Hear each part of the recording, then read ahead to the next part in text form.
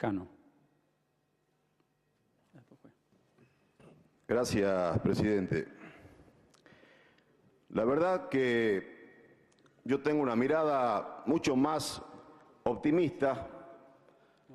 de la que se han vertido acá con respecto al rol de este Senado de la Nación. Y en ese contexto esperaba un reconocimiento, un homenaje de los senadores del Frente para la Victoria para este grupo de senadores de la oposición, puesto que en 7 años de gestión del kirchnerismo por primera vez lo invitaron a los diputados y a los senadores del Frente para la Victoria a hablar sobre alguna cuestión que tiene que ver con el Estado. Y también esperaba un agradecimiento público de los gobernadores, que también por primera vez el kirchnerismo los convoca en 7 años a discutir cuestiones centrales que tienen que ver nada más y nada menos que con la manera en que se distribuyen los recursos en la República Argentina. Y bueno, obviamente nada de eso ocurrió, señor presidente, porque lamentablemente en la política del kirchnerismo está instalada la hipocresía, la ambigüedad, el doble discurso de personajes que no se hacen cargo en los años que tenemos de democracia de su paso por la función pública y por los distintos gobiernos, sin entrar a hacer juicio de valores sobre los gobiernos que anteriores al gobierno del kirchnerismo fueron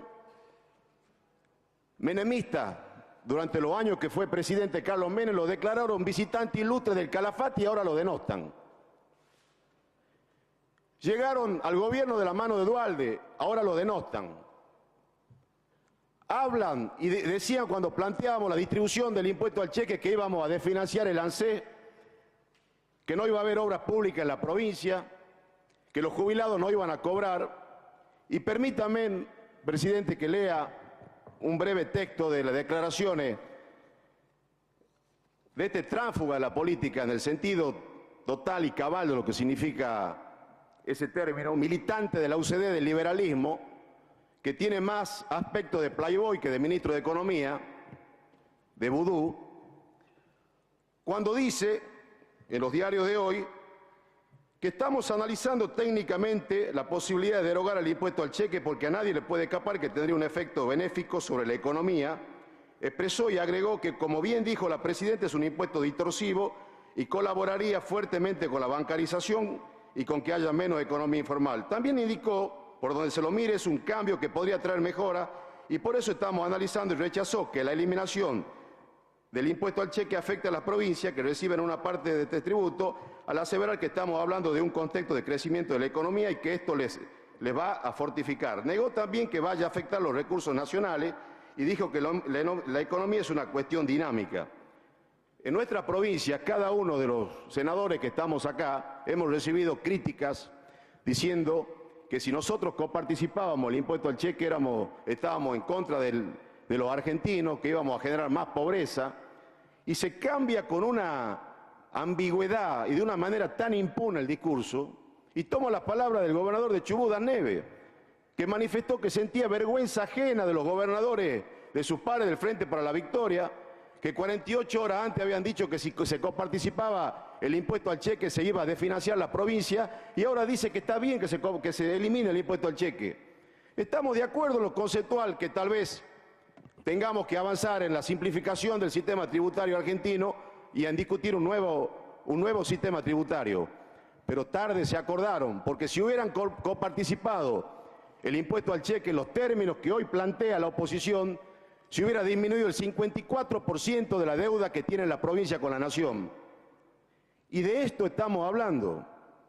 De esto estamos hablando. En una provincia, yo lamento que no estén los 2 senadores que representan a la provincia de Tucumán, porque hicieron campaña diciendo que había que votar. Nuestro gobernador Alperovich dijo que había que votar a los candidatos del Frente para la Victoria porque iban a garantizar el federalismo y la coparticipación federal. Entonces, ¿cómo se entienden que no estén acá los 2 senadores que representan a Tucumán y se niegan a votar una ley que signifique que a Tucumán ingresen 2 millones de pesos por día, 50 millones de pesos por mes y 500 millones de pesos por año, en un contexto donde hace 15 días la legislatura, con mayoría oficialista, votó una ley para autorizarle al gobierno provincial que emita 100 millones de dólares en Consadep, 400 millones de pesos, donde el 60% de los empleados públicos cobran cifras no remunerativas, donde los jubilados transferidos marchan hace más de 2 años para que se les pague la movilidad que les corresponde. Entonces, obviamente, como acá nadie es ingenuo, y una sola cifra para terminar, presidente, Tucumán recibió en concepto de coparticipación del impuesto al cheque 20 millones de pesos menos de lo que le incautó la justicia, el juez federal Ollarvide, a Jaime. Fíjense ustedes. Entonces, obviamente, Jaime, mano derecha de Kirchner, mano derecha de Devido, nadie puede pensar que lo que hacía Jaime, el gobierno nacional o sus principales referentes eran ajenos. Entonces, Tucumán recibió 20 millones de pesos menos de lo que se le incautó a Jaime. Entonces, cuando hay discrecionalidad, cuando este gobierno lleva manejando más de 900.000 millones de pesos y solamente transfirió a la provincia 200.000 millones de pesos, un poco más,